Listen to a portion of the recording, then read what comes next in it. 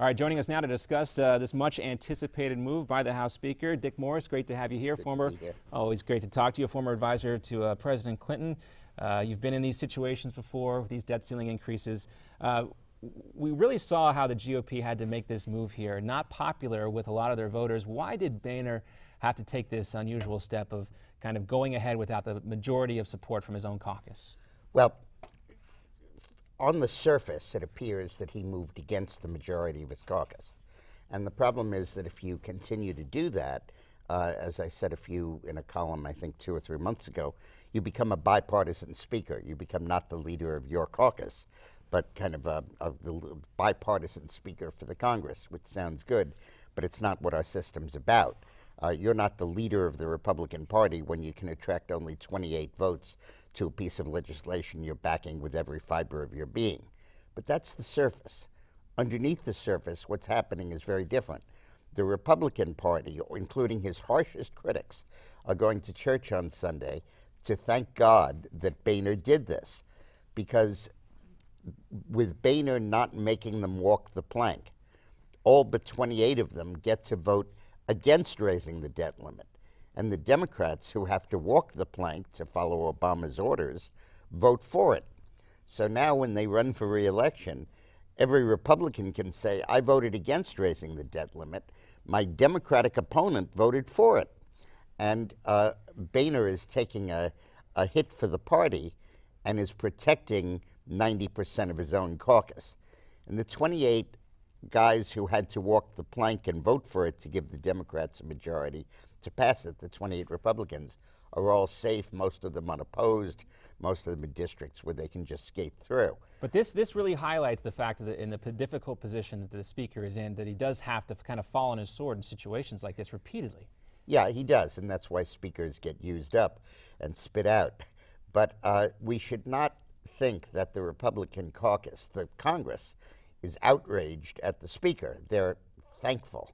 But we won't hear anybody say that publicly, though. No, but the grassroots groups are outraged, and that is significant because they're saying, why the hell did we vote to elect a Republican House of Representatives when they can't even get $6 billion of military pension spending in the budget in return for that, and they get no cuts, government spending goes crazy, and they're right.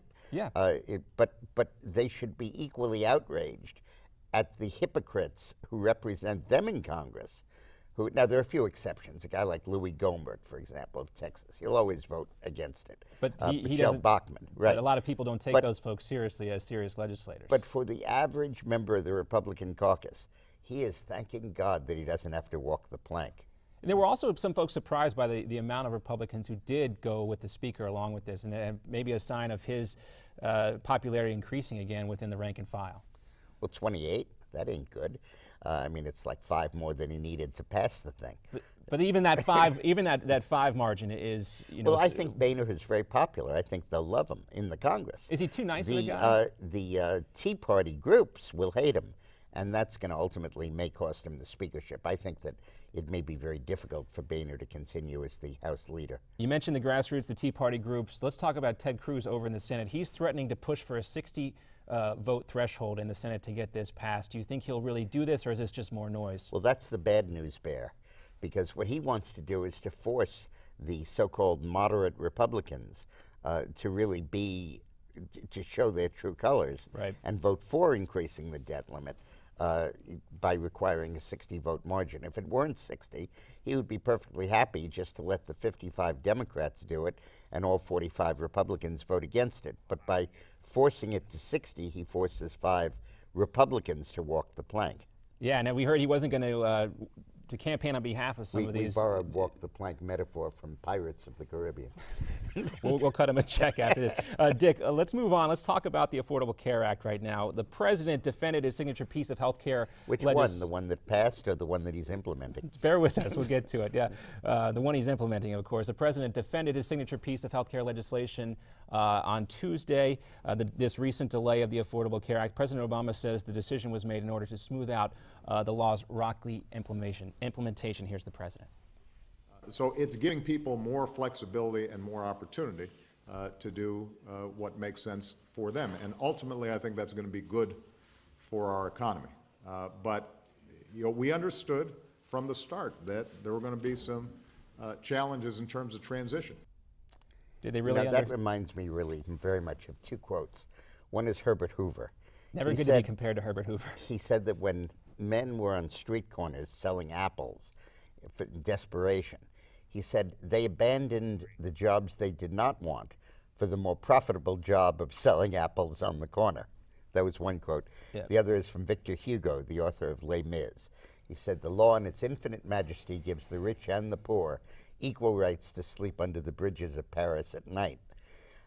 What the Democrats are trying to do now is to make a virtue of the necessity of the job losses as a result of Obamacare. The choice aspect. The choice, but it's a very dangerous choice because really when you get down to it, Barack Obama's goal is to set up an entitlement-oriented country, not a employment-oriented, but entitlement-oriented. And what he's trying to do is to give employed people the choice of getting the hell out of the labor force and sitting on their butts and collecting money from the taxpayers. So we're becoming a country where nobody pays taxes, 53% don't.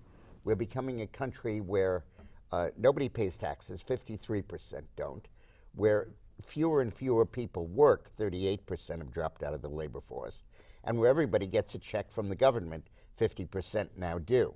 And that isn't a sustainable country, but it does help you get reelected. Yeah, it's real striking to hear the president say that this is going to be good for the economy, but there's not a lot of weight behind those words, and he doesn't really seem willing to sell that as much. And of course, the other aspect of this, and we'll get into that. We're talking about a law where he is explicitly contravening the text of the law, and the fact that the law was passed by his party and he wrote it, what difference does that make? It's the law. And nevertheless, he's a constitutional lawyer anyway.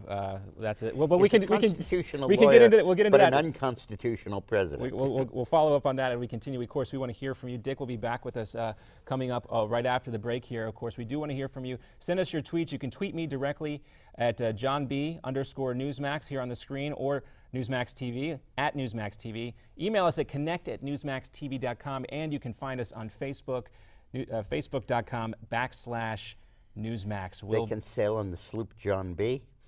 Perhaps. I don't own a sloop, but if I do, I'll name it John B. We'll be right back right after this.